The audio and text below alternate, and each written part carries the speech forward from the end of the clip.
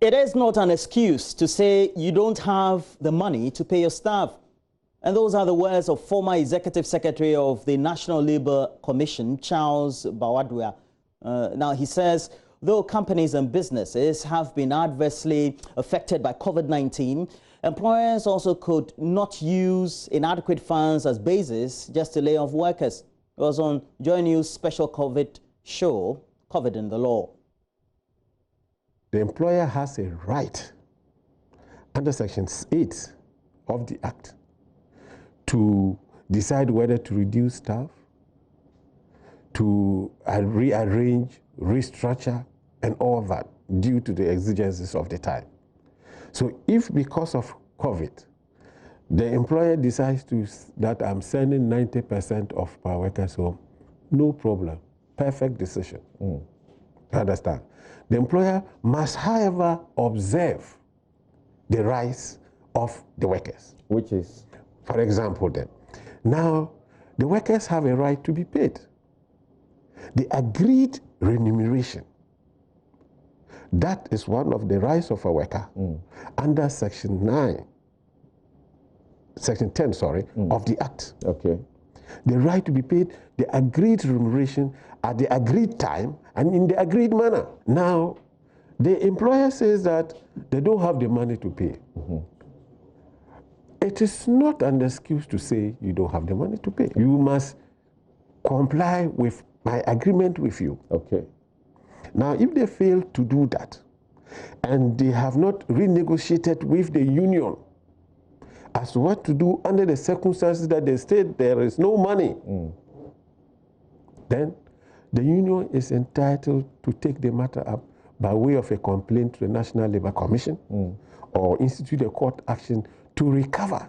And you know that when a court has given decision in a matter, I don't have money is not an excuse, especially when you have assets that the President Akufo-Addo has charged the Ghana Police Service to deal with perpetrators of violence in the just ended voters registration exercise.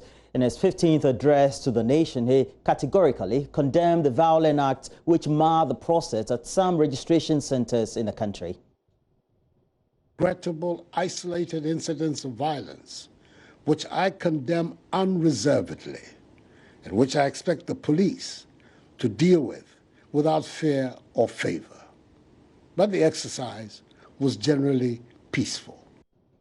He also expressed appreciation to the Electoral Commission for what he described as the successful conduct of the voters' registration exercise. And according to the President, the transparent manner in which the process was facilitated is an indication of the commitment of the Electoral Commission to ensuring a credible register ahead of the December general elections. The remarkable nature of us, the Ghanaian people, the first colonized people in sub-Saharan Africa, to gain their freedom and independence from foreign rule, is manifesting itself again. In the midst of the pandemic, we've been able to compile a voters' register, arguably the most credible voter register in our history. Our democratic institutions continue to function effectively. There continues to be vigorous public debate on issues of public policy. Respect for the rule of law continues to be central to our governance. Our economy, despite the severe shocks of the pandemic, is proving to be resilient and is poised for rapid recovery. From the President's address, government has promised to swiftly and adequately compensate families whose homes and properties will be affected by the road construction at the coastline of the Greater Accra region. Now, dozens of houses and businesses would have to be demolished to make way for the dualization of the 26.6-kilometer stretch from Accra to Tema, which has been in the pipeline for decades. At a sword cutting ceremony to commence construction at Nkrumah in Accra, the Vice President, Dr. Mahmoud Bawumia, also charged contractors to engage the services of local artisans during the construction, which is expected to end in 24 months. Communities have archaeological sites, buildings and structures of historical importance. They are landmarks of our nation's struggle for independence, like the Osu Crossroads, one of the landmarks in our struggle for independence. But these will be preserved for posterity. We are not going to touch them. The Ministry of Roads and Highways will ensure that these national monuments are protected during the roads construction. The works, as stated, is being undertaken by the Ministry of Roads with the Department of Urban Roads as the implementing agency. I'll urge the supervisors to ensure that adequate traffic management measures are put in place to reduce inconvenience to commuters along the corridor during the period of construction. I'll also appeal to all road users to bear with the contractor and the supervisors during the construction period and cooperate with them to ensure greater public safety and an early completion. For those whose property will be affected by the project, the government will ensure that you are adequately compensated and compensated on time for the loss that you may suffer. The constructor and supervisors should ensure job opportunities, both skilled and unskilled, are available to our youth of the affected communities. This is an important aspect of our road construction guidelines to contractors. Ladies and gentlemen, I'm very happy that the La Beach Road project is finally a reality. Again, this is a potential game changer in our urbanization with enormous economic benefits. Well, let's turn attention to some mainstream politics. And the New Patriotic Party has indicated its preparedness to reduce votes of the opposition NDC in one of its strongholds, the Volta region, in the December polls. The NPP Volta Regional Chairman Kofi Gane expressed optimism this objective will be achieved if the governing party harnesses the right mindset, approach and strategy during the electioneering. He said this at the inauguration of the Volta Regional Campaign Committee of the party in Ho. The 30-member committee would plan, coordinate and execute campaign activities of the NPP in the Volta region towards the December 7 polls. The committee was tasked to work towards increasing the governing party's voting pattern in the general elections. The national NPP organizer, Sami Ewuku, who inaugurated the committee, urged members to ensure the NPP wins parliamentary seats in the Volta region. So for the team today, their task is simple. Mobilize enough vote for candidate Nana Addo Dankwa Akufo-Addo and his parliamentary candidate in the various constituencies. If you list Volta, we have 0 seats. Your brothers and sisters in OT, they've exposed you temporarily. But it's temporary because you have an opportunity to make a claim. If we move from 0 in Upper West to 5 seats in 2016, it is possible to have more seats in the Volta region. He, however, implored electorates to vote based on their circumstances and developments harnessed in the region. Sometimes what saddens my heart is that the NDC only remembers Volta region in an election year. You're right. You cannot pretend to love a woman but only remember that woman in the middle of the night. That is disrespect to the woman. If you love the person, it should be morning till evening. It should be throughout the 4 years of your existence when you are in government, the 8 years you were in government. But you never remember this, your adorable region. But when it was time, or when it's time for elections, that is when we remember that we have a covenant with this, our beautiful region. Now our eyes open.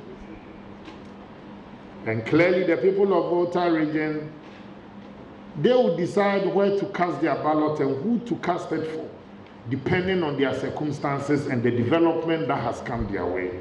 That should be the issues that will be confronting the people in the region with come this December 2020.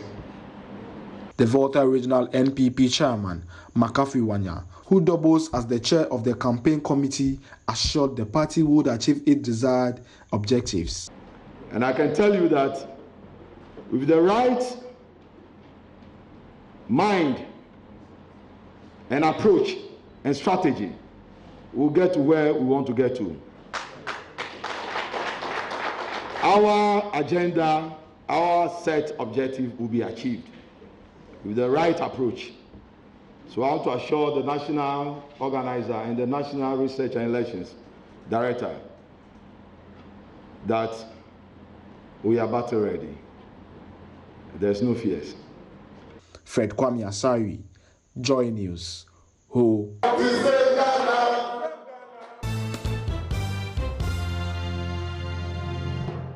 We have MzVee also in the studio from 8, and I know that we're going to have some great 20 minutes with her because she now has some new project that she is embarking on and would want to apprise us of what her new works are. She also has a new latest single, and I'm sure that all of us are going to enjoy it. We'll wait for her, but in the meantime, you can log on to YouTube. Very good one. All right. And, well, I have a couple of dedications I want to get into before I look at the newspapers. So it was the birthday of your twins, okay? And their names are Fidelia and Felicity Yeridong of the St. Teresa Catholic School, Swan Lake, Nkrumah. And it's coming from my good friend and also classmate and who is a father as well, and Francis Yeridong. And then also Festus and Ferdinand Yeridong of Evergreen International School, Bolga. Your wife's birthday also was on the 21st, or is on the 21st as well, but the 16th was for your children.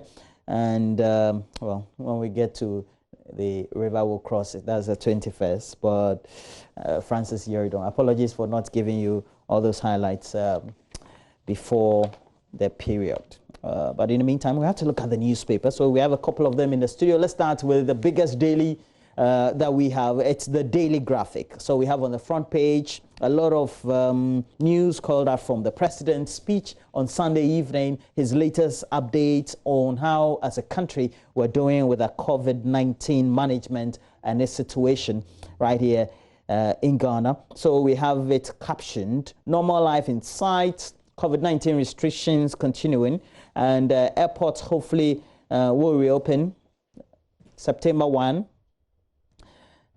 They also, it did indicate, as we brought you live here on JoyNews, President advising us to adhere to the social distancing rules. President congratulates also the Electoral Commission and says Ghana is getting closer to the full normal way of life, as President Yaqub also has announced the easing of more coronavirus restrictions. In the latest streak of easing, the president lifted the cap on the number of people who could attend conferences, workshops, and award events, subject to the maintenance of social distancing among participants, ventilation of the premises, and a 2-hour limit for each session.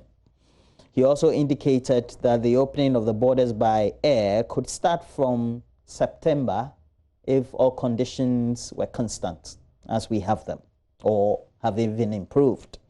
That's a good thing. I welcome that. I'm talking about that. If Antoinette, you live in Romford, good morning to you. We all look forward to the borders reopening. Romford is in the UK, by the way.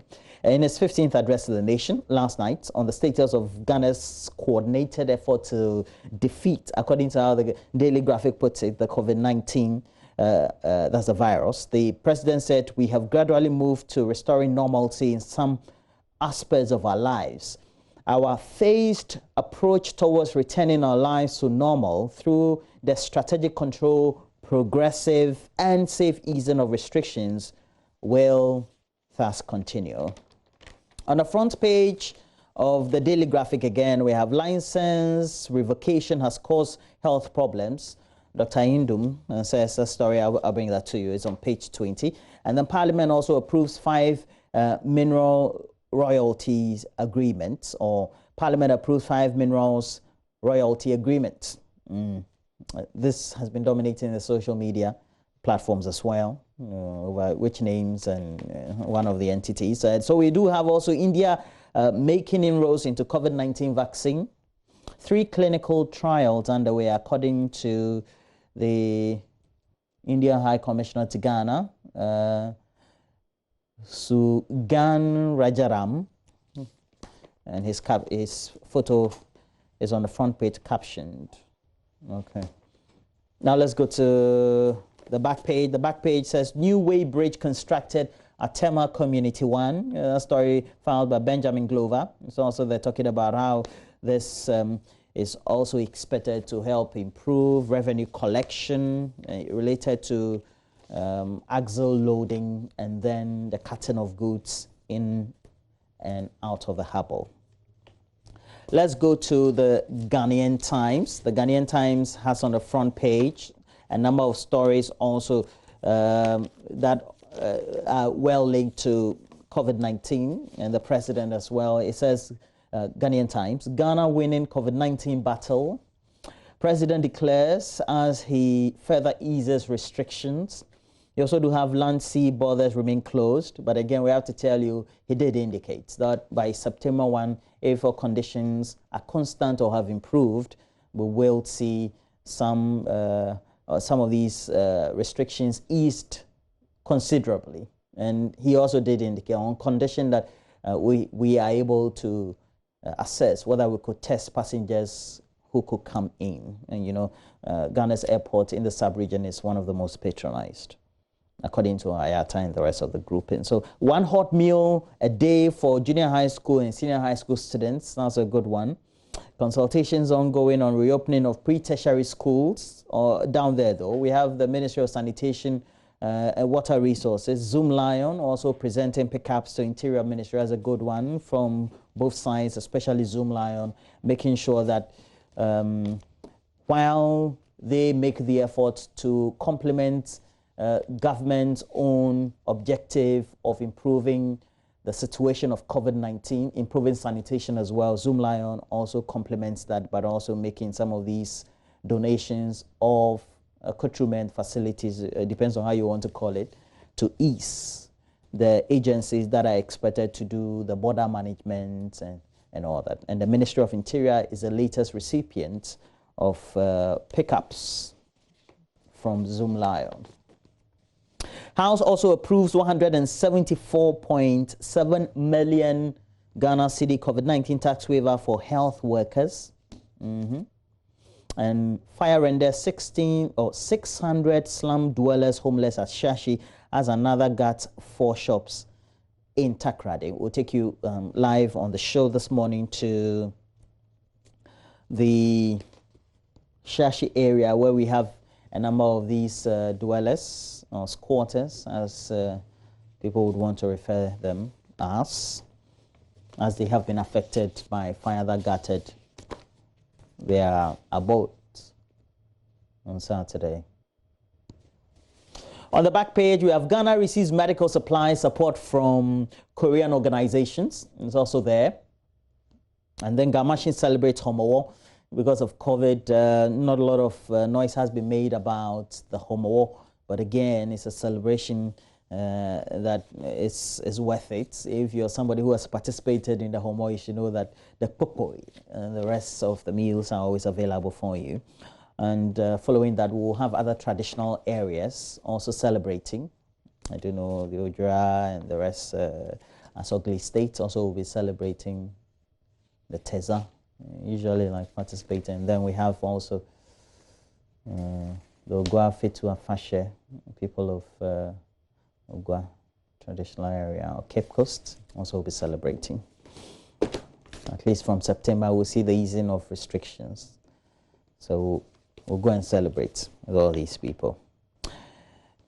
Now let's look at the custodian. The custodian has on the front page a number of stories that also is focusing on what had been in the trends when it comes to social media. So we do have the custodian, and it has on the front page, NDC smears Oppong Nkrumah with vile propaganda.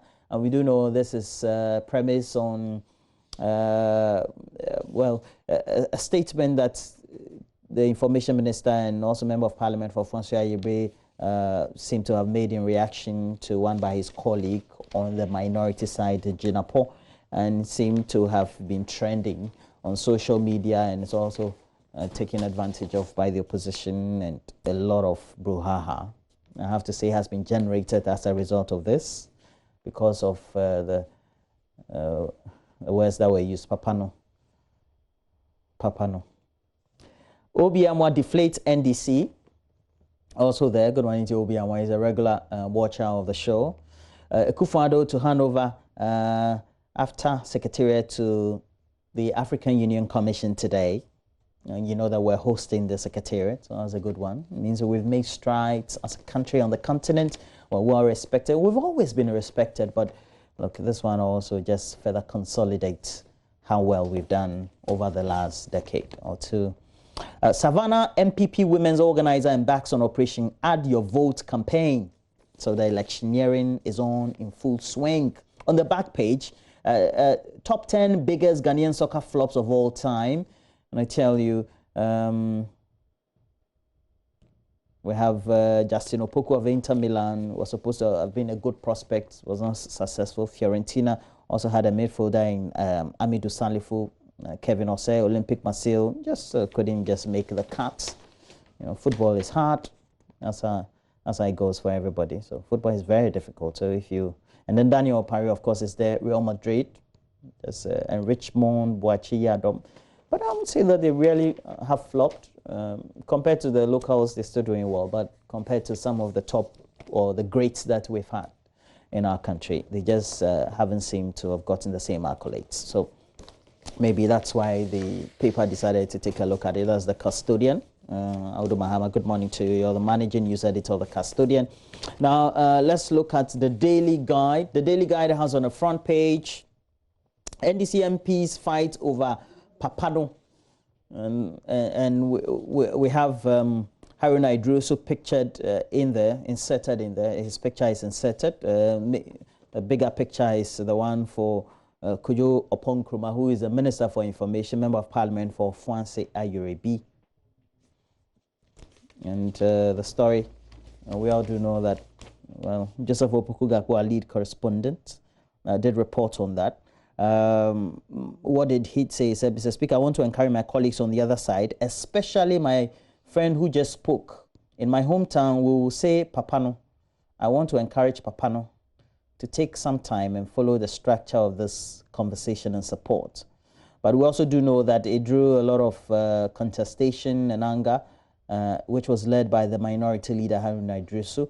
And subsequently, I think that's where the media, including all of us, just didn't do the right sort of report. It was retracted, and this clarity has been made by the Minister for Information, but the minority did indicate, if you don't withdraw, we won't recognize you today as a minister, and they continued on and on. Well, back page, Legon City supports military. We're talking about the back page of the Daily Guide. So Legon City supports military has an inserted picture of officials of the Legon Cities and Gulf Energy with top hierarchy of the Ghanaian forces. We also do have Guardiola laments Leon Licking. Okay. Bassa, they've sacked their coach after the 8-2 drubbing or humiliation by Bayern Munich. Very bad. Meanwhile, Muntari dazzles Akono. Okay. Let's go to the Observer. The Observer, the Ghanaian Observer has on the front page, Papano, information ministers just roused NDC into mudslinging. And Afenyo marking John Kuma score high marks in MPP top official or top influential youth activists. That's for the governing party. Ghana makes major progress in COVID-19 fight. Year of roads on course as VIP Baumia cut sword for the Accra Tema Beach Road project. The story about Zoom Lion and the Ministry for Sanitation and Water Resources donating 3 pickups to the Interior Ministry also is captured on the front page of the Observer. And according to the rationale for the donation, it is to enforce environmental bylaws. And we do know that the military, as well as other security forces, have been very instrumental in desilting many of the drains we have in the capital, foremostly by Zoom Lion, and supervised by the ministry with some complementary force, personnel of the various security agencies, especially the military, making good what their promises will be to ensure that within the period they're able to improve on the sanitation situation. You would recall that during the lockdown, Accra was clean, 100% clean. You know, there are pictures and videos to that effect. But after we just reduced the restrictions, then Ghanaians went into the elements. While you blame the waste management company, you should also know that the foremost responsibility is also with us. The way we litter is just indiscriminate. Yeah. It's just discriminately done and not adhering to the right protocols.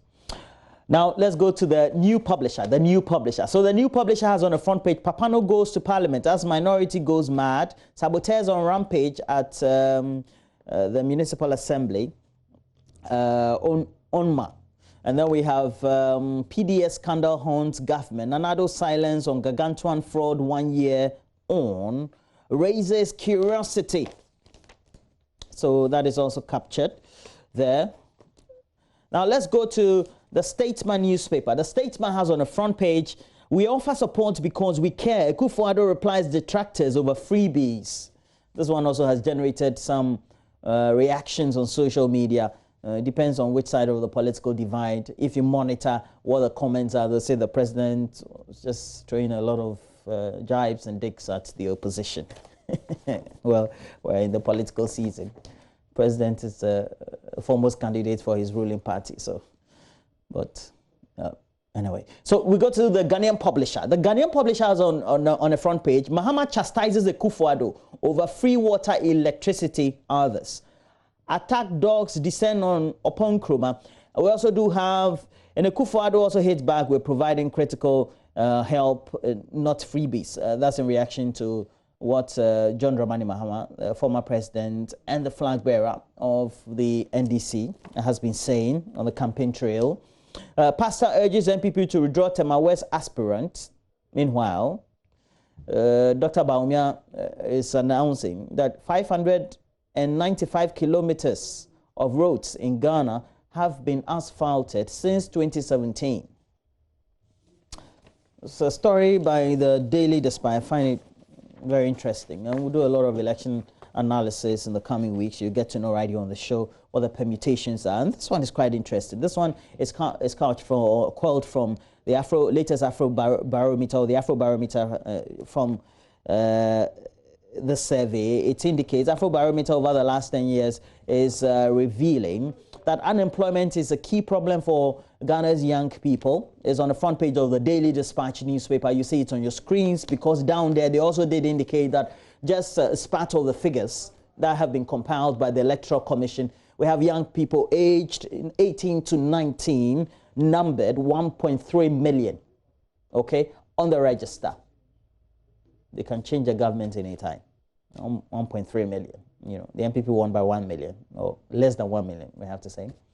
But if this is the figure, it also means. But it's also because the policy intentions of the parties need to be readily targeted to make do what their promises are on the campaign trail in relation to how they can create enough jobs for young people. But before that could be done, the economy also needs to improve. There needs to be creation. It's unfortunate that we have COVID, but the reality is that many young people, and because of COVID, even other sections of the population have been affected as well. But we'll steadily get there, won't we? Nigerian traders warn about closure of their shops. It will affect Ghanaians in Nigeria. There's a threat coming on. And you know that before the end of the last week, or before the weekend began, we had the task force that was supposed to implement the JIPC local retail laws going to close shops that belong to Nigerians and other foreigners, but mainly Nigerians, because we brought that story to you. Nanaya PSC, Safo PSC went there.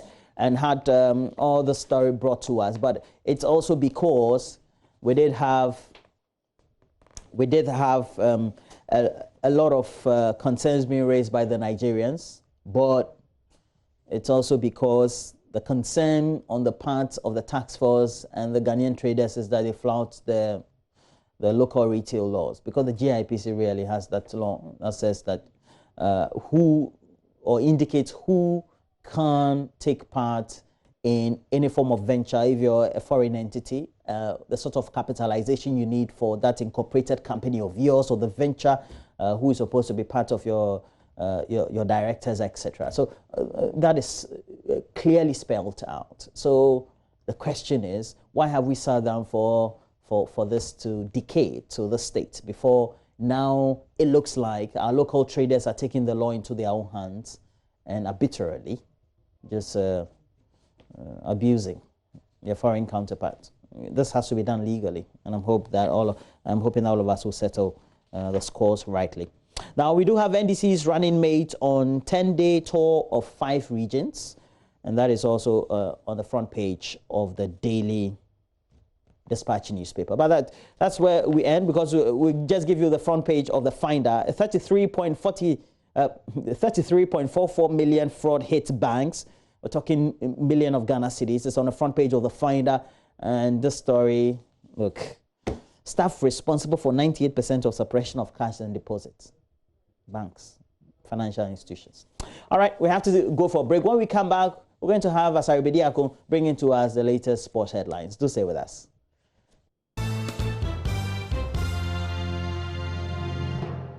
But as we do that, again, we have to take you live to the premises of the Ministry of Sanitation and Water Resources, where we do have schools of hygiene being represented by students picketing at the frontages of the ministry. And Manuel Kranting is ready to tell us why we are picketing and more of it. Manuel, what can you tell us?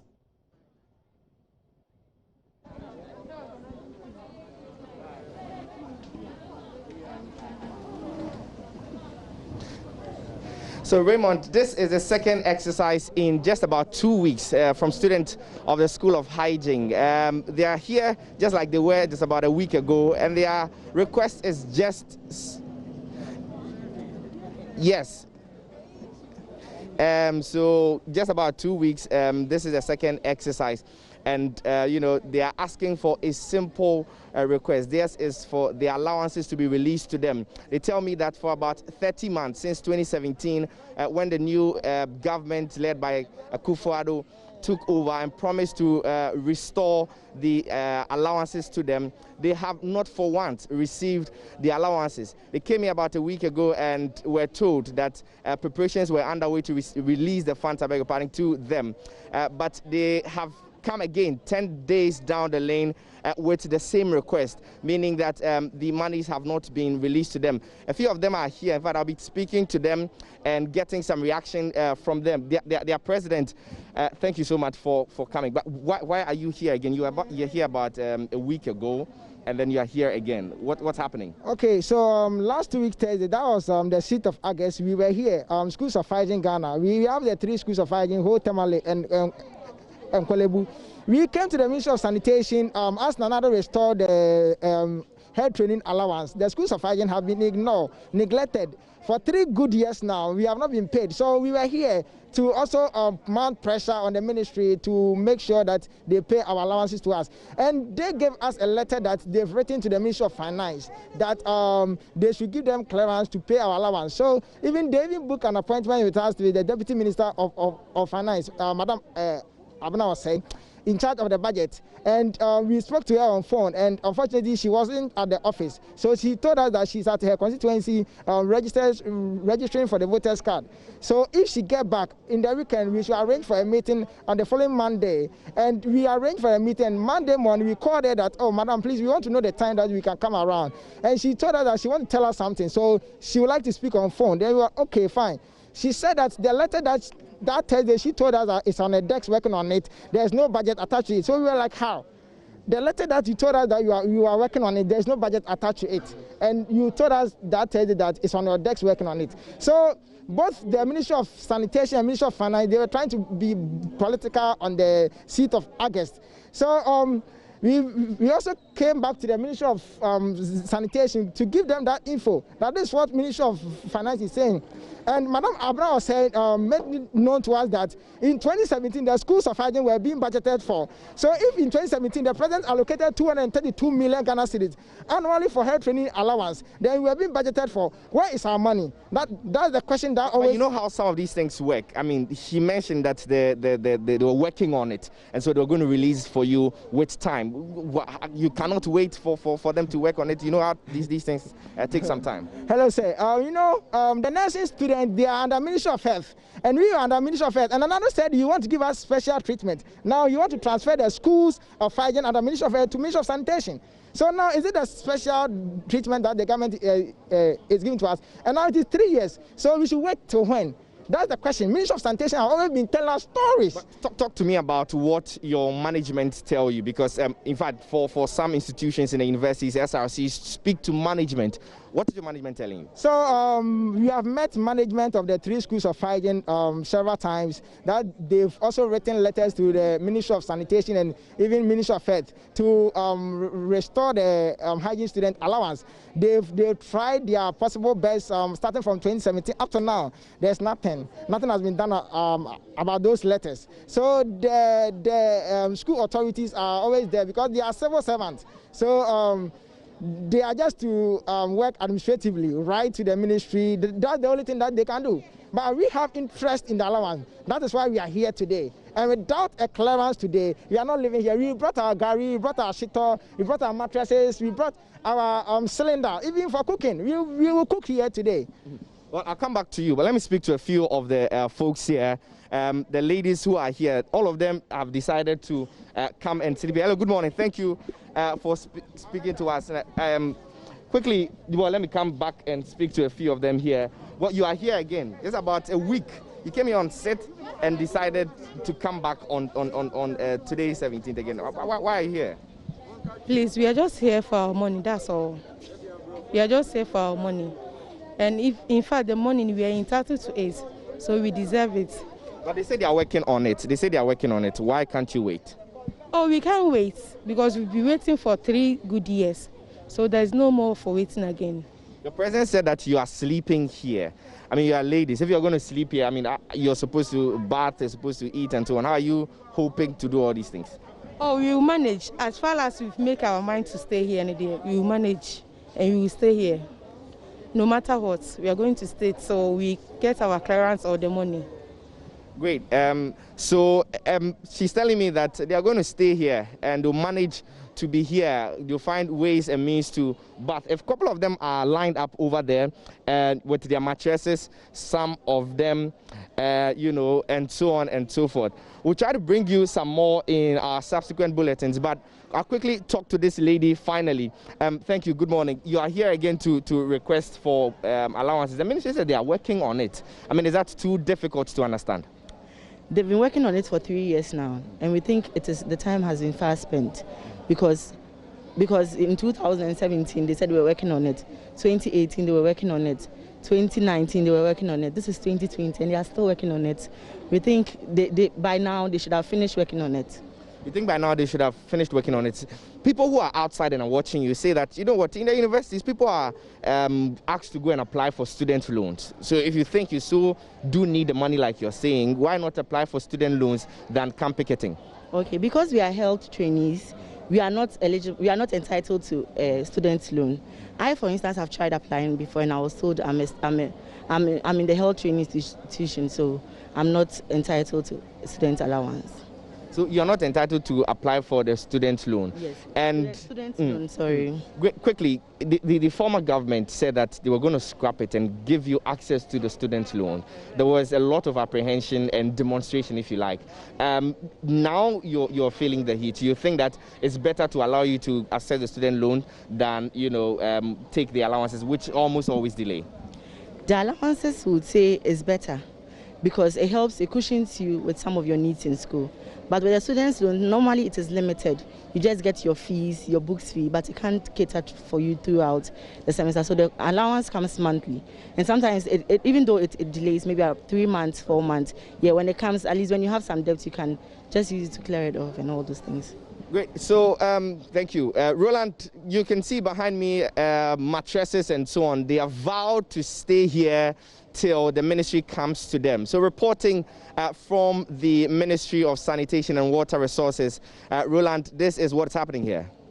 Yeah, and we know that one of the things that they intend doing is to make sure that they get the ministry to listen to them. And the first time that they picketed at the Ministry of Sanitation, again, as you hear from the narration, they had been given the assurances that, well, their plight would be looked at. They had been given a letter to the Ministry of Finance. But if their grievances are not addressed, what does it mean, based on what you're seeing?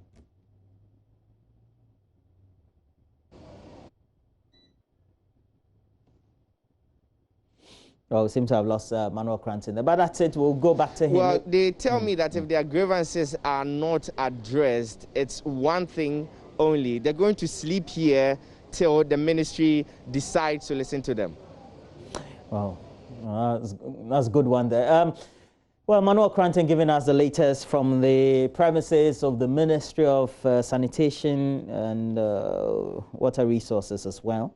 We'll get all the latest. But again, we told you that we're going to have a great interaction with one of the leading personalities who is aspiring to become a presidential candidate, albeit not on any party's ticket, so an independent presidential candidate.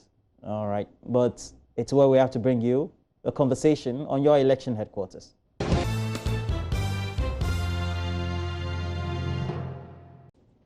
Again, we're back. So I have Mr. Marricke Gane. How do you pronounce your name? It's Gane. It's Marricke Kofi Gane. Marricke Kofi Gane. Yes. Okay. What does it mean? What does Marricke is an English name? Marricke is a very old English name, pretty much lost now. But yeah, it means kingsman. You're like a knight. One of the you 12. could say that. But yeah, it means kingsman. Right. Yeah. And of course, you're not new to the political scene. Before then, you had done a lot of social media activation. So somewhat, if somebody follows social media, they should get to hear your name. Let me ask you this question. Sure. Since the time you decided to surface up till now, what do you think, based on your observations, the reception has been?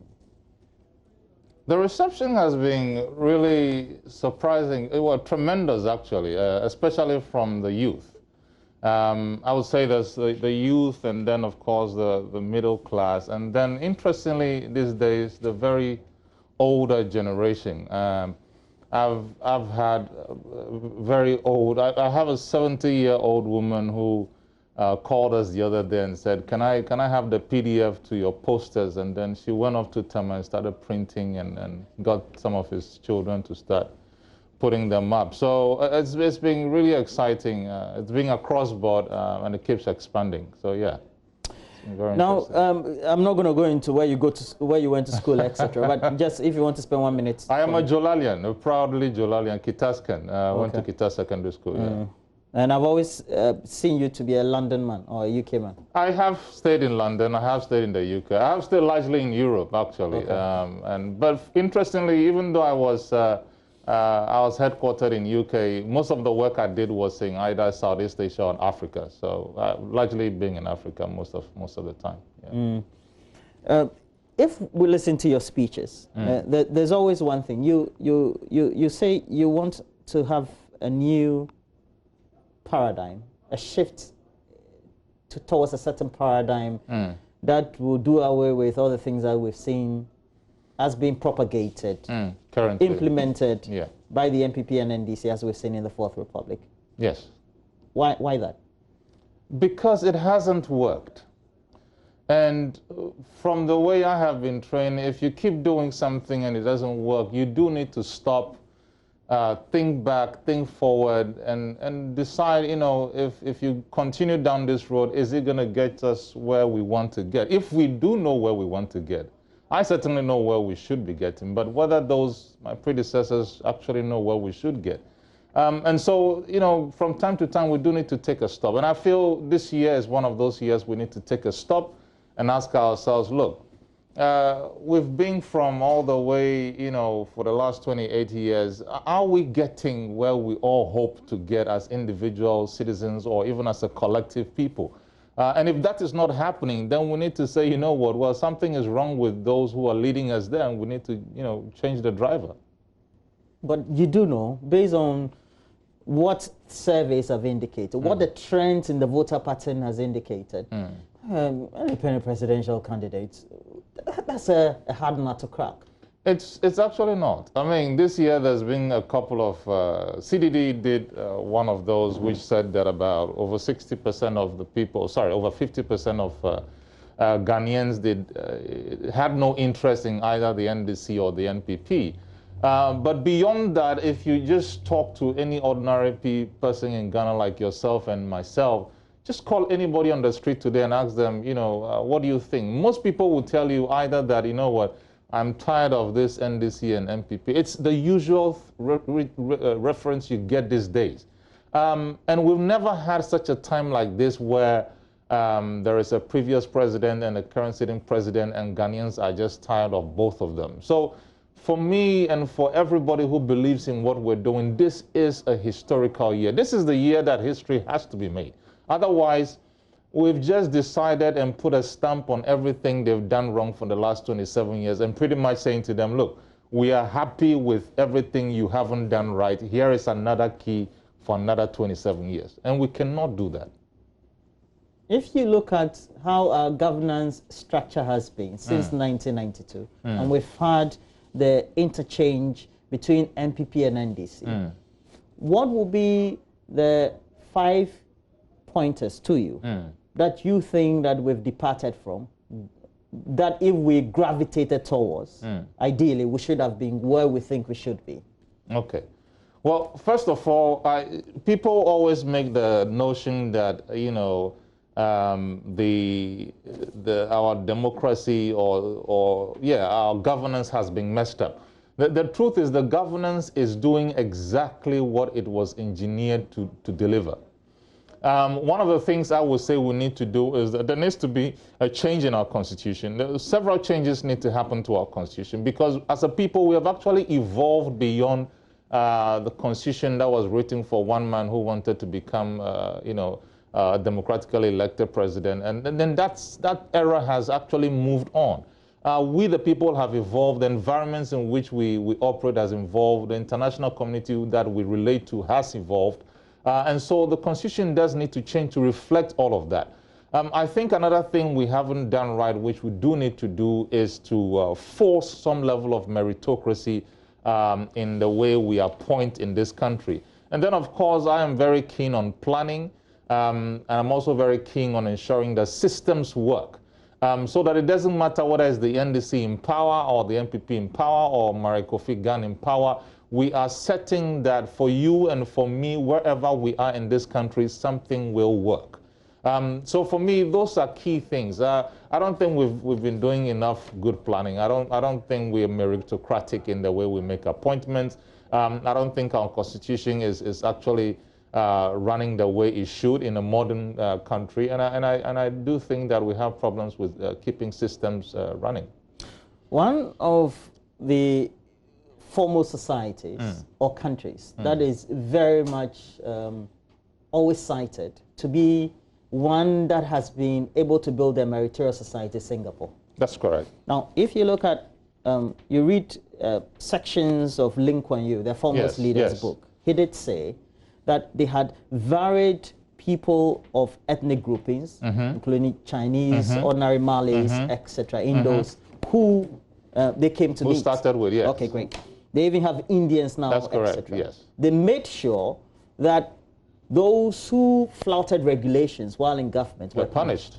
severely. And he actually did it from the very top. Exactly. And to serve as an example. It's not just to serve as an example, and I agree it is to serve as an example, because if you see somebody at the very top being punished, then you actually, at the bottom, you realize that, you know what, this is very easy to get to me.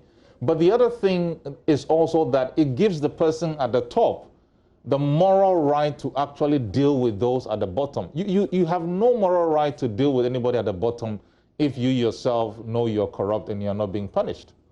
You know, so for me, it cuts down the whole corruption thing from two levels, from the top and from the bottom. And that's why they made it so fast in terms of dealing with, you know, the corrupt society they had at the time and had inherited from the Brits, and come to a first world stage very, very quickly. How do you think we can replicate that in Ghana, in an African country, in an African society? Look, it's not difficult. It is not? No, the problem is that we've had leaders who operate a party.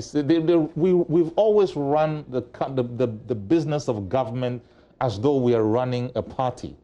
And if we continue to do that, see, in a party, it's almost as though you and I are family. So, and I'm talking about the way parties are run in Ghana. People are families within a party. You can't punish somebody because he's part of the party. If you punish them, you've just handed ammunition to your opposition party. And therefore, if we carry that into government, where we appoint people simply because they are part of a party, then it means also that when they do something wrong, you cannot punish them. And we've seen that happen all the time. People do wrong. They either don't get fired or just get pulled back into the seat of government, and everybody carries on as though nothing ever happened.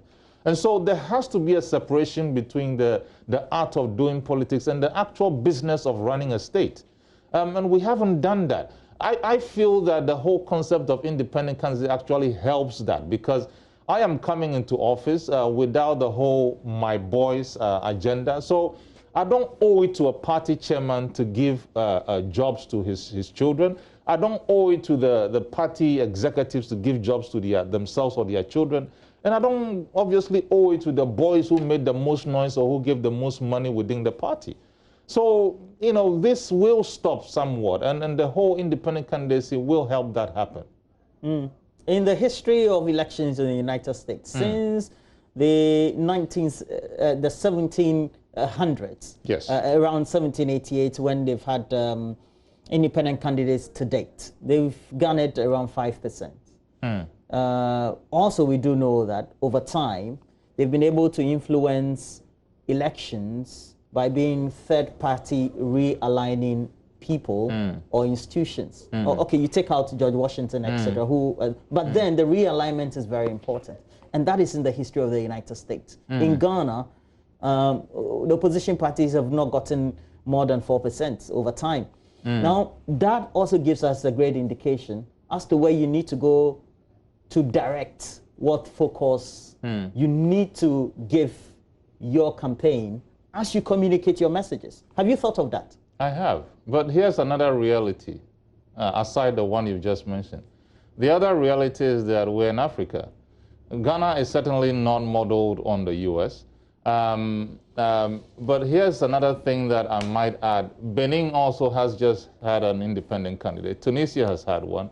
And they're all independent candidates springing across the board. Technically, as a matter of fact, one of our interim heads of states has been Akufo-Addo. Back in the days, he was, you know, technically he is an independent candidate if you want to look at it in the most critical time. He didn't actually belong to a party, or he was a judge, you know. So effectively, it's not new that we should have an independent candidacy. I don't know what others have done before me. I know what I need to get done now. And for me, that is the most important thing right now, that we're doing something that has never been done before. All right. Please, we're announcing our Zoom IDs. We want you to also join us. So we do have a Zoom ID. It will be on your screens, 93655382462, and then the password as well. The password is also there. Make sure you join us. We'll take 5 at a time, as much as we can. We will want you to interface or interact with Mr. Marricke Kofi Gane. He is an aspiring independent presidential candidate. All right. We just had a voter registration exercise. What is your foremost observation about the registration exercise that just ended? Look, I'm going to be honest with you. I've never thought this sort of processes have ever been necessary if we had done our work well in the last 28 years. Because you see, we spend these amounts of money every 4 years to do updates. You know, this time around we spent over 100 million to get things like that done. You could equally have a centralized, how do we call it, a centralized citizen ID system that at the end of every 3 years or in every 4 years, the EC can just, you know, by the press of a button, have a printout of every eligible citizen whose record has been updated, who we know is above 18 years, and just decided, you know what, yeah, come up and vote, and everybody who comes have one single ID, run it through a system, it connects back to the database, everybody can be ascertained whether they truly are Ghanaian, up to date on everything, and just go out and vote. It means we wouldn't even be voting in lines because the system would have been so straightforward that you shouldn't spend more than 15 or 30 minutes at a voter registration center. So, you know, for me, these things we keep doing every 4 years is a reflection that indeed, where the identification process for a country is required, we have failed hugely. And what we don't get most of the time is that in that failure also, it means that we have also failed in attempting to do what real economy is. If we don't have this sort of identification system, you don't have an economy. Because if you cannot identify people, you cannot run an economy. Beyond all of that, if you don't have a centralized or a plugged-in ID system, you cannot also enforce law and order. And so there's so many things that are intertwined with all of this. Well, it's been done. The National Identification Authority. No, that is totally, the concept is totally wrong. How should it be? be? Because what you want is an ID system that sits in the middle, connected to the various institutions. But that's what's been done. No, it's not. See, what we have now is an isolated department called the National Identification Authority that is sitting here and doing everything, and everybody else is disconnected from it. What we want to see is an ID system that sits there. If you are the Ministry of Health, it should be your responsibility, and only you have that, you know, access to be able to change things like somebody's health record, somebody's date of birth, or things of the sort. And that's you. If I am the Ministry of Justice, we should be able to make sure everybody's judgment is attached to that record. And then we can have the police ensuring that they are the only people who put in there any criminal records and all that. If we have that, no matter where you are in this country, you can be identified. You can do business. But you're crying over spilled milk. Look, we're now compiling the database. After it's been complete, everybody will plug in. No, that's not how. You don't design databases like that. You design the plugins from day one. You don't do something in isolation and then subsequently, because what we're doing now, the system we have now with the NIA is not talking to any other system in any other department. So you're saying that it's because they're not talking to each other, we're now going to input data after we've completed the complete. And that's additional cost. It is additional cost. The migration itself. And it's not just additional cost in one direction. It's going to be additional cost to all the other, you know, institutions you want to have the plug in. So we're talking SNITs? Yes. Ghana Health Service? Exactly. The immigration, you're talking pretty much every institution. Debts and debts? Yes. So you see, pension. We need to plan these things and get it right from day one. And so when I hear people saying, oh, our economy is going to expand, I ask, which economy is going to expand? So if you are elected president come December 7th. Yes. Amen to that. What will you do starting your first week if you are inaugurated from the 7th of January, 2021? The first thing you will see us do is that there will be a clamp on corruption. That's one. As soon as I step in office, you'll be able to smell yourself that this is a no corruption zone, because I want it to be shown at the very highest level But that aside, one of the first things we want to do is to carry out an asset audit in this country. Make sure as a government we know every asset that this government, this country owns, where they are, whether they are being useful or not being useful, whether it belongs to the government but is in the hands of a private individual. We need a full asset audit of this country because there's money being wasted everywhere in the name of government for which the Ghanaian people are not benefiting from. It's happening in the health sector, it's happening in the education sector. Look, I read a report by, I'm a chartered accountant, I read a report by the ACCA a couple of years back. The efficiency coefficient of this country's health sector is 0.3%, which means that every 1 cedi, every 1,000 cedis we introduce into the health economy, we are only getting value for 300 cedis of it.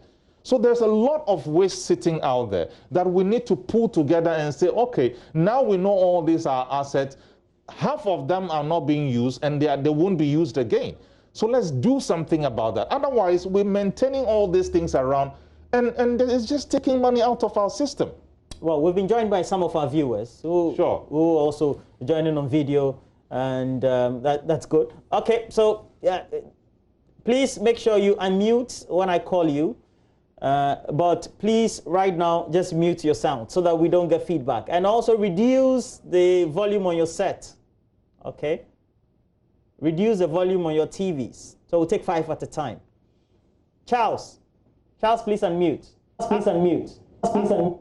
Ask any question you want Mr. Marricke Kofi Gane to also respond to or answer. Please, I heard you talking about Bitcoin or blockchain, my apologies. How are you going to use that for governance, please? Thank you. Right, so I know I mentioned blockchain during the last debate, Joy debate. I think one of the key areas and one of the most easy areas we want to start deploying blockchain is in the area of the NHIS. And the reason why we want to do that is that we want the very minimal human interferences, because there's 2 sides to the whole NHIS working. There's the, 3 sides actually. There's the government, there's the institutions that, require the NHIS services to be delivered, and then there are the service providers there as well. We feel that there's too many individual interactions, and these are the problems that drive the inefficiencies, because there are several levels of several persons, everybody trying to get their interest in the financial process that goes around NHIS. And I also feel that by way of introducing blockchains, we take away all the human interfaces that generate inefficiencies and ensure that we deliver more efficiently in how we use resources within the NHIS. Well, let's go to the next viewer. And Ohineba, please unmute and ask your question. Hello, Roland. Yes, sir. I'm Ohineba, calling from Kofi Gane. I'm Ohineba calling from Kofi. Okay, please. Okay, please go ahead, Ohineba. My problem is with the moral deterioration of our youth these days. They are very much disrespectful, talk anyhow, and the likes. So how is it going to deal with this growing situation that the country is facing now? All right, great question. Well, great question. Let's go to our next. Emmanuel, please unmute and ask Mr. Marricke Kofi Gane. Can you hear me? Yes, please. Please go ahead. All right.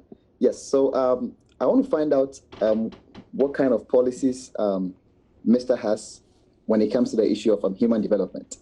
Because then I feel that one of the best ways to develop a country or an economy is by investing in people. So what specific policy or program does he have in mind when it comes, that is, should he win the election, that would be aimed towards increasing people's personal development or overall human development? Okay, so first one is morality and then human development. Let's go to the 4th question. Okay. So please, morality. Yes. Right. So morality is moral decadence. Look, morality is learned. It's never, we're never born with it, so it is learned.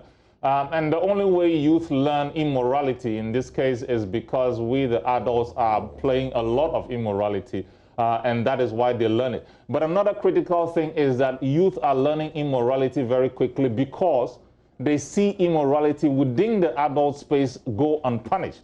I have often said that, you know, I believe in total adherence to the law. I believe 200% in punishment.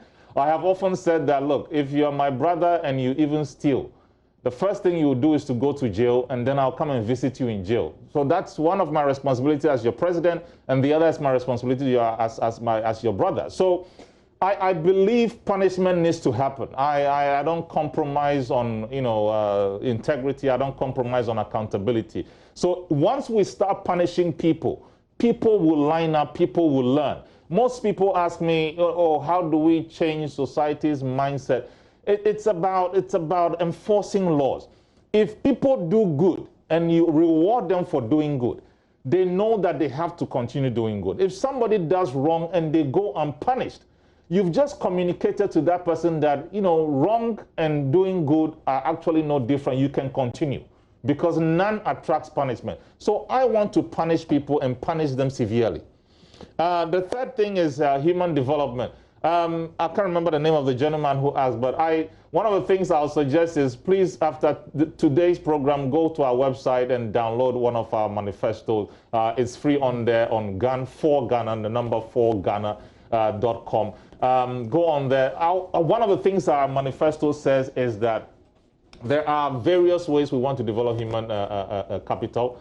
One of them is a big shift within our educational cycle. We want to overhaul the system, change the curriculum, and make it a lot more competency-based. For those who are already out and are not doing anything, we want to introduce a multi-skilling process, which means that people can learn between 2 and 4 competency-based jobs so that they can have jobs on their hands irrespective of which one is filling out at any point in time.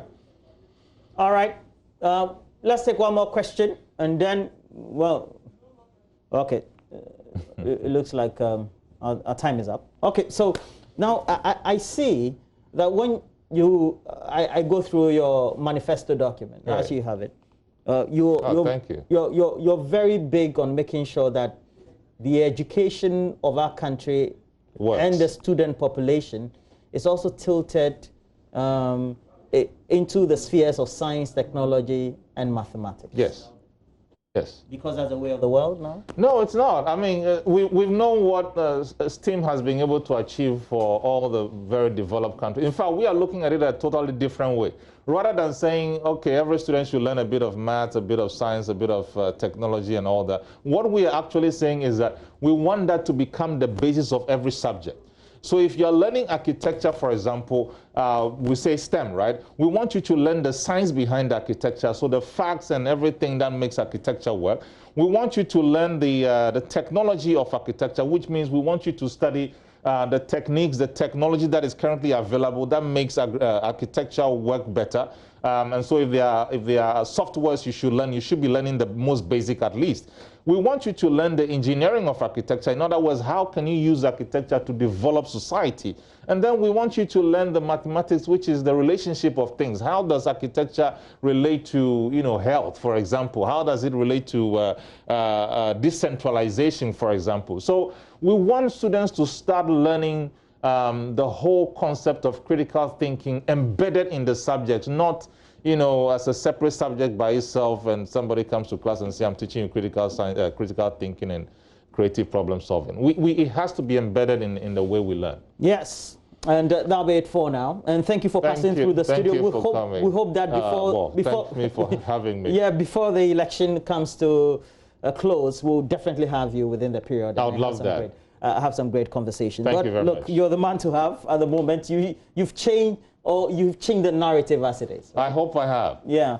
So continue changing the narrative because we need this sort of narrative to change as far as public opinion is related. And make sure you go to his site officially. You can go download his manifesto as well, and it's www.gane, that's Gane 4 and the number 4, Ghana, you know how to spell Ghana.com. So ganeforghana.com. You get all the updates there. But look, we're taking a break. When we come back, we will have the beautiful MzVee right here in the studio.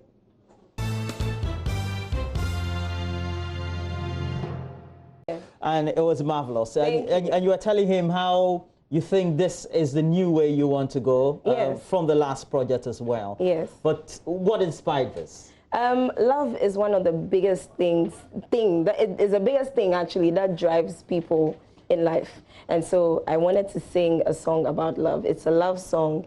It's for your partner, it's for you, it's for anyone you care deeply about. So it's just as simple as that. There's always one refrain that we always get to have, a feel of this great who you are as a young person coming from Ghana, but also fused with what Africanness we can have in Afrobeat in your music. But this one also seems to capture it rightly.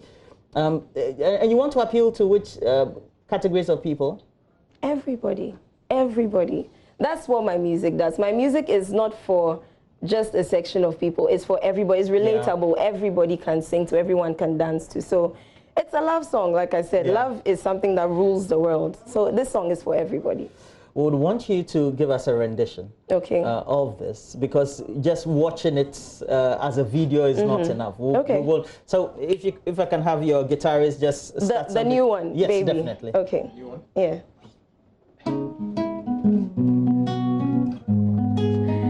Good morning, lovely people. I'm so excited. This song is for you. It's a love song. And so if you're sitting with your partner right now, just look into their eyes. Let them know this song is for them. MzVee, yeah, yeah. Although I'm in chain, I'm in Doma, 'cause I'm feeling you, baby. Give me all you got and I'll be yours. Only you, oh my baby. Anywhere you go, I will go, 'cause I did with you, baby. Although I'm in chain, I'm in Doma, 'cause I'm feeling you, baby. Bra, min leu besa da akosiri, yeah, akosiri, yeah. Oh baby, bra, min leu besa da akosiri, yeah, yeah. Listen, boy, make I love you one time. I go to love you all time. I no go leave you, baby boy, any other time. I no go do you unkind. Boy, me need noni. If I no see you, then I'm not me. True love is the story. Me and you, baby, for the glory. Oh, na, na, na, na, na, na, na, na. No way, I will never leave you, baby. Lie, lie, lie, lie, lie, lie. I will always be your baby. Lie, lie, na, na, na, na. No way, I will always, na, na, na, na, na, na. It's okay, I will always be your, although I'm in chain, I'm in Doma, 'cause I'm feeling you, baby. Give me all you got, baby. I'll be yours, oh my baby. Only you, my baby. Hey, anywhere you go, baby. 'Cause I deal with you, baby. Anywhere you go, baby. Bra, min leu besa da akosiri, yeah, akosiri, yeah. Oh baby, bra, min leu besa da akosiri, yeah. Hey, yeah. You can get this on your YouTube channel. Yes, it's on all online stores anywhere. You'll find it. We have MzVee, and I'm a subscriber to your YouTube channel. So nice. Yeah. So I got the notification when the video came in. But it's also important that all of you make sure that you get onto YouTube. MzVee has the channel there. Go subscribe and click those notification buttons. Do same for Twitter as you follow her, etc. I absolutely love how you're just hyping my page. Oh, well, amazing. It's important because, it is. But if we, let's say, want to stream it for a fee and download, etc., where do we have to go? Everywhere. SoundCloud, Apple Music, Spotify, iTunes. Yeah, great. Just everywhere. Okay. Everywhere. Now, this one you have, Baby. How's it different from the last one you had, Sheriff? Sheriff really talks about where I've been and where I'm going. There's a new sheriff in town. I had dark times, and right now I'm in the light. So that's what Sheriff is about. But this one is a love song. So, I mean, they're all very chill vibe type of songs, but they're talking about two different things. Yeah. Look, because this is appealing to everybody, whether you're a corporate executive, you're somebody who is hippie, you're a student, etc., you need to get into the vibe. But it's also important that we say that this is the new MzVee, but also having a touch of the old, the regular, but fresh. Now, if we say that we want to project ourselves, we want to project MzVee to the world, what would be some of the words that you can use to describe who you are currently? Oh, MzVee is your girl next door. She is your African girl next door. She is a simple girl, and she exudes confidence. She is somebody who is standing up as a woman and getting it and doing what she's supposed to do. So, independent woman. I'm not a feminist, but I mean, I like feminists though. Yeah, so it's not bad. So I'm a feminist. If you're one, there's nothing wrong with it. Because women really should also get to have a space in our world. But after Baby, what should we be seeing next? So what really is the beginning of this project going to be like? Oh, wow. This is a new me. This is a happier me. This is a more confident me. I'm going to be releasing my album at the end of the year, and you will see exactly all these things in that album. I can't wait for that album to come out because it has some amazing collaborations. And that concert at the end of the year will be my first concert in 2 years.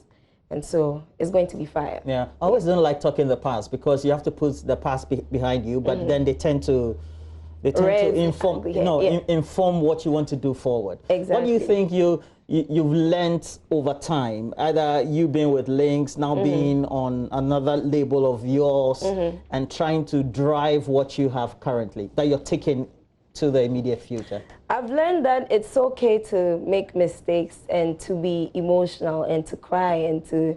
I've just learned that I can be myself and not apologize for it. And that's what's driving everything I'm doing right now, so yeah. Yeah, definitely. I love that about you. Thank you. But you want to give us something before we wrap up? Sure.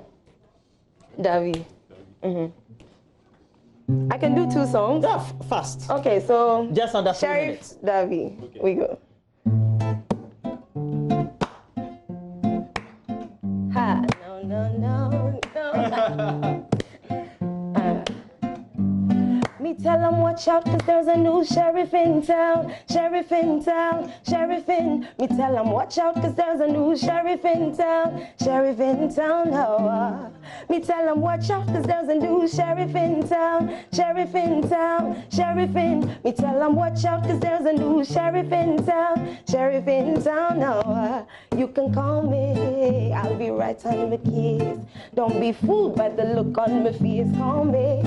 You don't take it too far. So now me enforce the martial law, call me. No need for you warn them again. It's MzVee, the new sheriff in play, call me. Well, this is martial law, la la la la la la la la. Me tell them watch out cause there's a new sheriff in, sheriff in, hey, sheriff in. Me tell them watch out cause there's a new sheriff in town, no. Me tell them watch out cause there's a new sheriff in town. Sheriff in town, sheriff in. Me tell them watch out cause there's a new sheriff in town, no. Them think it's just about me pretty face, oh no. But it's really more than that, Strap up my boots and my lace, Lyrics I spit like a gap, Tell the DJ let the music play and pass the mic my way. The new sheriff said report to the floor, cause this is my show. Me tell them watch out cause there's a new okay, hey, they are rational, so let's do that beat. So a minute. Oh, let's have a minute of your next one. Hey.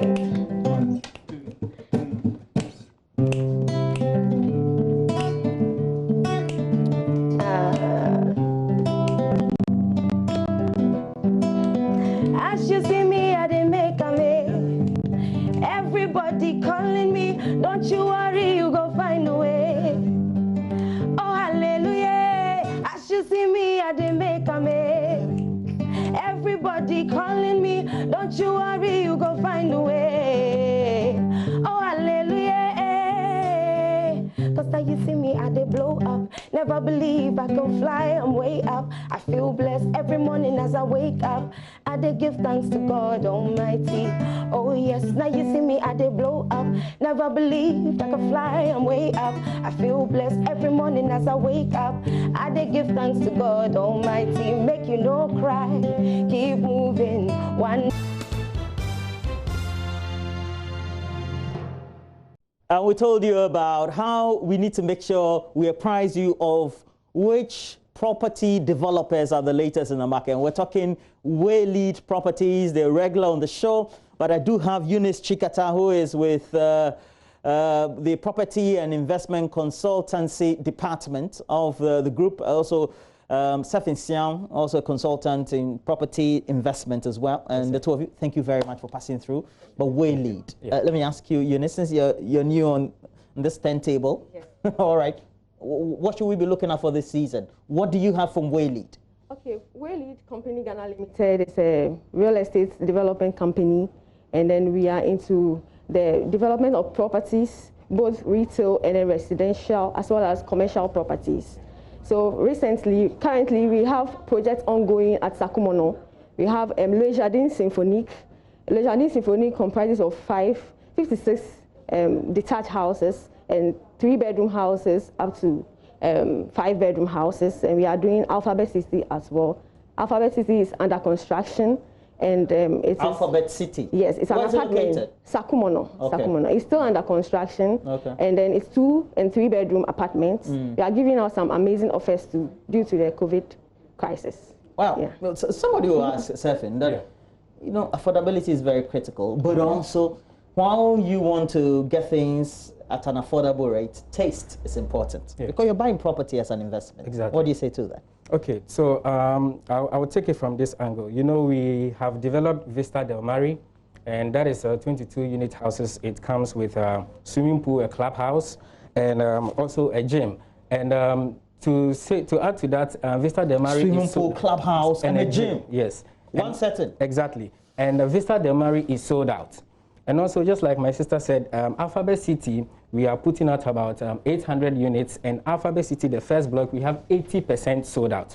That should tell you that our properties are affordable. So we are inviting the public, anyone who wants a property to buy should look nowhere else but call on us, Waylead Properties. We are going to give you a good deal. To add to that, we are giving a 10% discount on the apartments and a 5% discount on the detached houses my sister spoke about earlier. That aside, we are also giving a 5,000 discount on appliances to any frontline worker who buys... If it's 5,000 USD or... 5,000 USD. Okay. To any frontline worker who buys any of our Le Jardin Symphonique, the detached houses, 3, 4, 5-bedroom houses. And also a 3,000 discount on appliances. USD, of course, on anyone who buys any of our apartment houses, we are going to give that discount also. Yeah. Now, when we see the way people would have to, you know, structure themselves for payments and then be able to afford it, do you have any terms, any conditions, any structures that you've made available? Let's say some sort of moduled financing. Yes, please. We have a very flexible payment options, and it doesn't attract any interest. You know, our homeowners can pay 20% down payment and spread the remaining up to 5 years. And it's very flexible. And they can also go for mortgage up to 20 years from our partner bank. So if people want to come around and have a look, yes, they can just call you. They can reach us on the number 0240-111-119 and also 05044-999-999. What we have added is that now we have added a virtual site tour on our website. When you visit us on waylead.org, you have a virtual site tour. You see the waylead.org. And Waylead is normal way with lead. One word. WAYLEAD.org. You visit us there. You can see all the rooms, the houses, the bed view, and all. We have also added a live chat. When you log on, you see the WhatsApp logo there. Just click on it and chat us 24/7. We are available to respond to your chats. I have to. Any last word you want to give, Eunice? how would you want to say, this is my value proposition as way lead, and I want you to come and take one of our property? Okay, for way lead company, we are not interested in just building and then selling. We are interested in the quality of our properties. As at last year, we won the Best Property Quality Award, and then we want to entrust the public, we want to entrust our homeowners and then potential homeowners that there will be value for money, and eventually the buildings will be very sustainable. We put measures in place. We have 24/7 security. We have a lot of other facilities, such as the estate management team, very qualified professionals that take care of the property. So in the end, they have value for money. Yeah. Well, thank you very much, Safin, and also Eunice as well. We wish you all the best, but for all the things that we have to do, you should know that the decision to own a home is always an important one in a man's life. I'm talking as a degenerate, a man or a woman. So when you want to make that decision, make sure your decision points to Whaley Properties. Thank you very much. Thank you so much. Well, again, we're celebrating one of our own who passed. We're talking about Saeed Ali Yaqub, and he's known to be a mentor. And even though his burial will come on later this afternoon, we have to, again, celebrate him. And in doing that, we have to speak to some of the foremost young people that he nurtured at the time, and all of them have grown into brands and names of their own. And straight away, let's take you to Kumasi, and that really is the chair for the late news editor of Love FM and Inshira FM. May so rest in peace once again.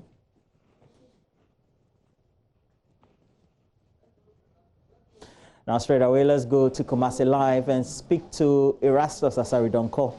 Erastus, good morning. Good morning, Erastus. Good morning, Roland. I hope you can hear me. Good morning, Erastus. Yeah, good morning, Roland.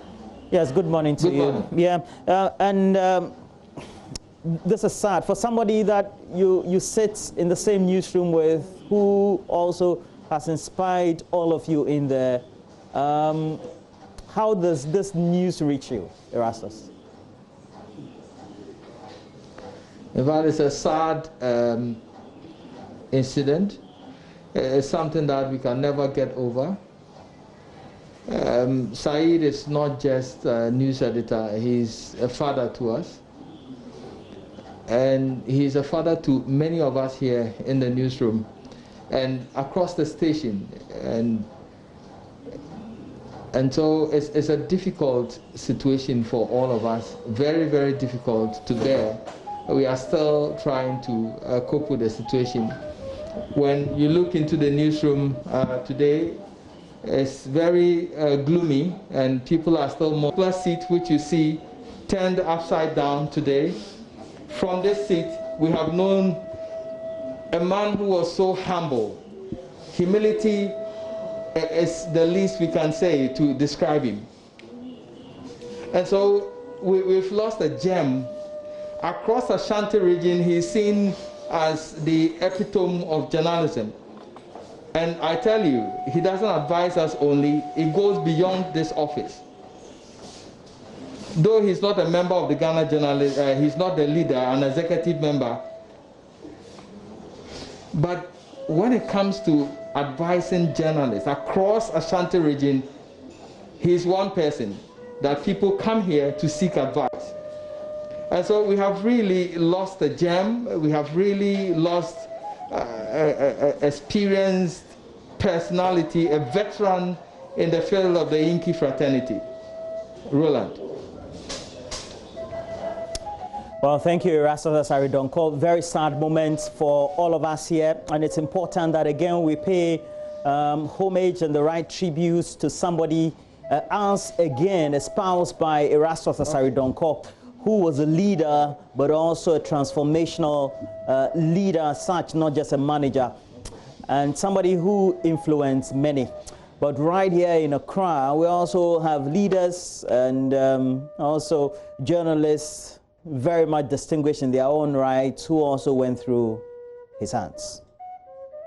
I was sent to Saeed's newsroom. The very first day he gave me an assignment to attend to cover and report on an issue at Asawasi. Then I did my report. He gave a complimentary remark. After that, he sent me to do report after report. Look, what makes it a lot difficult to talk about is that just a couple of days ago,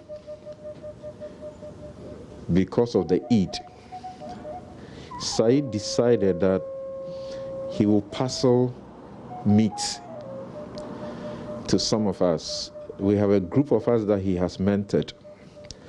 We call ourselves the squad, you know, so he parceled the meat by VIP to us and wrote our names, and he had just lost his mom.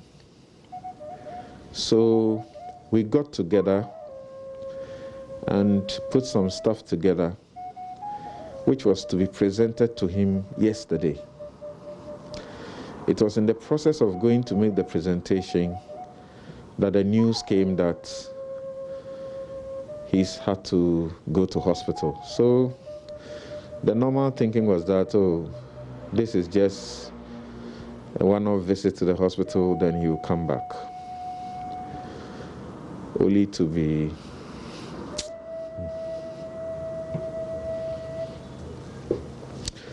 it's all right, I'd rather not talk about it.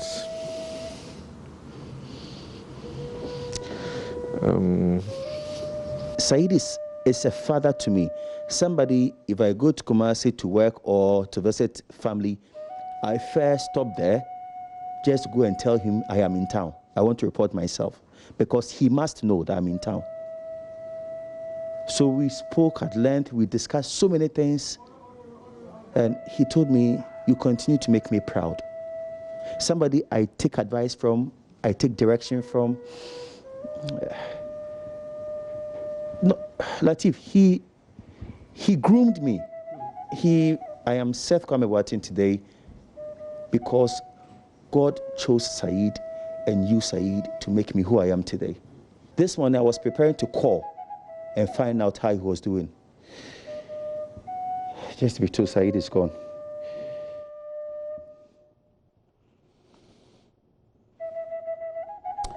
May his soul rest in perfect peace. That's why we end the show. Good morning.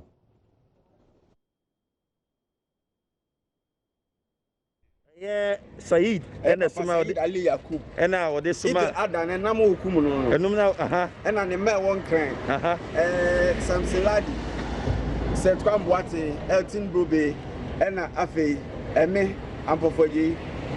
Or the Namna Baposu, Ababe Dumbajani. They say, that's a no Koku. Saeed, Obia, the account. We are very bad. Charlie, and I'm not Saeed Yabenio. Ebisa, Enti, Samson Deum, Samson Deum, Elton Deum, Media, Woodium, maybe the Cotomo.